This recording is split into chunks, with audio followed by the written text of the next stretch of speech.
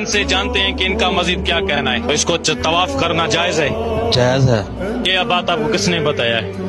ये हम अपने हमारे बुजुर्गों ने बताया है। अपना यकीन है, अपना अकीदा है। लोग इधर आप साथ कह रहे हैं, लोग हजारों चक्कर लगा रहे हैं।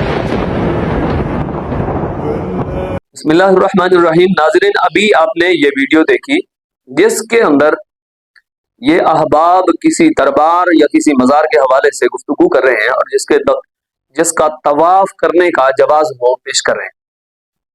याद रखें कि किसी पीर का, किसी दरबार का तवाफ करना शरअन जायज नहीं।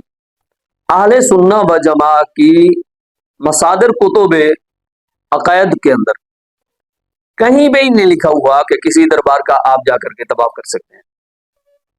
लिहाजा इस तरह के जाहिल लोग जो हैं, उनकी वजह से पूरे अकीदा अहले सुन्नत और जमात सवाद आजम अहले सुन्नत को ये कहना कि ये बिदती और मुशरिक हैं, ये मुनासिब नहीं है। बल्कि हमारे अकाबिरीन का ये बड़ा मारूफ कौल है और ये मारूफ जुमला है कि बद मज़ाहिब और बद अकायद जो हैं, उन पर गिरफ्त है उनके उलमा की वजह से। और बाज़ औक़ात कहीं पर अगर गलत इस तरह कोई काम करता हुआ नजर आता है किसी दरबार पर और किसी मज़ार पर, किसी जगह पर, तो ये मसला है हमारे जोहला की वजह से। तो लिहाजा जिस तरह हम अपने जोहला की जिहालत से बरात का ऐलान करते हैं, इसी तरह चाहिए बदमज़ाहिब को कि उनके अकाबिरीन की गलत इबारात की वजह से जो उनकी गिरफ्त हो रही है, उनको चाहिए कि वो भी उनसे बरात का ऐलान कर दे, तो मसाइल भी, तमाम मसाइल खत्म हो जाएंगे।